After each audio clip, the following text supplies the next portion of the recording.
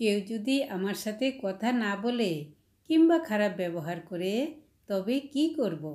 এই নিয়ে আজ আমার কথা। আমরা অনেক সময় দেখে থাকি আমি কাউকে কিছু বললাম না বা তার সাথে খারাপ ব্যবহার করিনি, অথচ সে আমাকে এড়িয়ে চলছে কিংবা কথা বলা বন্ধ করে দিয়েছে, ইত্যাদি ইত্যাদি।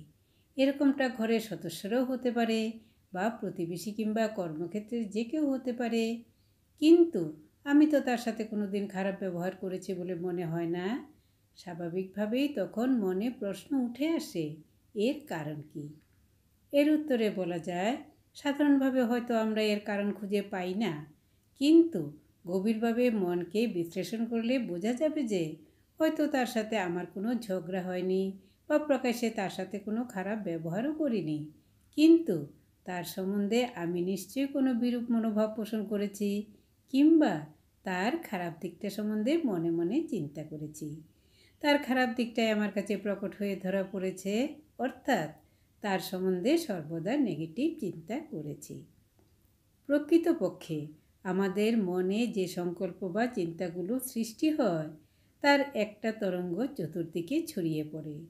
যদি আমি সর্বদা চিন্তা করি সে আমার সাথে কিংবা অন্য লোকেদের সাথে ভালো ব্যবহার করে না, ভালো করে কথা বলতে জানে না, আসলে লোকটাই একদম বাজে টাইপের, তখন এরূপ সংকল্প ঠিক তার কাছে পৌঁছে যায়।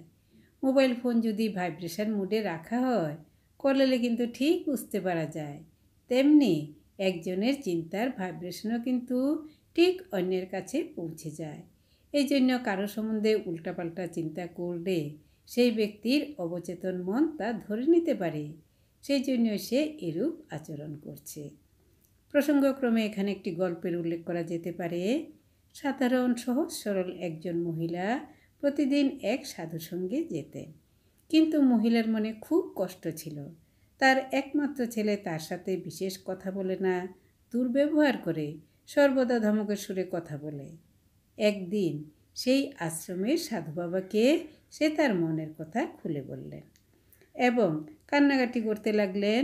মহিলার কথা শুনে সাধু বাবা বললেন, মা, তুমি এভাবে কান্নাকাটি করো না, আমার কথা মন দিয়ে শোনো। হয়তো সম্মুখে তুমি তাকে বকাবকি করনি কিংবা দোষারোপ করনি, কিন্তু আমার মনে হচ্ছে মনে মনে হয়তো তুমিও তার সম্পর্কে ভালো চিন্তা করো না। সর্বদা ভাবো ছেলে আমাকে ভালোবাসে না, আমার কোনো খোঁজখবর নেয় না, নিশ্চয় সে কোনো খারাপ সংসর্গে পড়েছে। এইরূপ নেগেটিভ চিন্তা করো বলে এর ভাইব্রেশন বা চিন্তার তরঙ্গ তোমার ছেলের উপর পড়েছে আর তোমার সঙ্গে খারাপ ব্যবহার করেছে।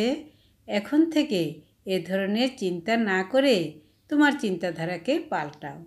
এখন থেকে প্রতিদিন ভোরে কিংবা রাত্রিতে যখনই সময় পাবে এক জায়গায় বসে তাকে মনে মনে সম্মুখে এনে মানুষ চোখে দেখতে দেখতে চিন্তা করতে থাকো, আমি তোমাকে খুব ভালোবাসি, তুমি আমার খুব ভালো ছেলে, প্রিয় ছেলে, সর্বদা তুমি আমার খোঁজ রাখো, তোমার অতীতে সব কথা খারাপ ব্যবহার আমি সব ভুলে গেছি। এইরূপ সংবেদনশীল কথাগুলো সর্বদা চিন্তা করতে থাকো, এরপর দেখো কি হয়। সেদিন থেকে মহিলা এইভাবে চিন্তা করতে শুরু করলো। বেশ কয়েকদিন পর মহিলা দেখলেন ছেলে এসে বলছে, মা, আমার কেন জানি মনে হচ্ছে তোমার কাছে এসে বসি, তোমার সাথে কথা বলি, তুমি কেমন আছো মা? চলো আমি তোমাকে নিয়ে কোনো ঠাকুর মন্দিরে যাই। ছেলের এরূপ পরিবর্তন দেখে মা তো খুব খুশি। তিনি এবার ভাবলেন হয়তো আমার চিন্তায় আমাকে ছেলের কাছ থেকে দূরে নিয়ে গেছিল। এরপর থেকে মা ও ছেলের সম্পর্ক সুন্দর হয়ে গেল। এই হলো গল্প। প্রকৃতপক্ষে মহিলা যখন থেকে বুঝতে পারলেন যে তিনি এই সম্পর্কের অবনতি হওয়ার জন্য দায়ী, তখন থেকেই তিনি নেগেটিভ চিন্তার জায়গায় পজিটিভ চিন্তা করতে শুরু করলেন এবং সেই অনুযায়ী তার আচরণও বদলাতে শুরু করলো, যা ছেলেটির অবচেতন মন স্পর্শ করেছিল। আসলে তাদের সম্পর্ক ছিল ভালোই, নেগেটিভ চিন্তা ক্ষণিকের জন্য তাদের মনকে আবৃত করে রেখেছিল। এ যেন আয়নার গায়ে ধুলোবালি লাগার মতো অবস্থা। আয়নার ধুলোবালি মুছলেই আয়না আগের মতো যেমন পরিষ্কার হয়ে যায়, তেমনি তাদের সম্পর্ক পূর্বের ন্যায় হয়ে গেল। এরপর কোনো মানুষ যখন তার চিন্তাধারা পরিবর্তন করতে থাকে, সাথে সাথে তার ব্যবহার আচরণও পরিবর্তিত হতে থাকে। এই পরিবর্তনই মানুষের সাথে মানুষের ভালো মন্দ সম্পর্ক রাখতে সাহায্য করে। তাই সম্পর্ক ভালো রাখার জন্য কেউ কেন কথা বলল না, কে এড়িয়ে যাচ্ছে ইত্যাদি ইত্যাদি চিন্তা না করে সবার প্রতি শুভ ভাবনা, পজিটিভ চিন্তা রাখতে হয়। সেই সাথে নিজেকেও পজিটিভ চিন্তা ও শুভ ভাবনা দিয়ে ভরপুর করে রাখতে হয়, হাসি মুখে থাকতে হয়।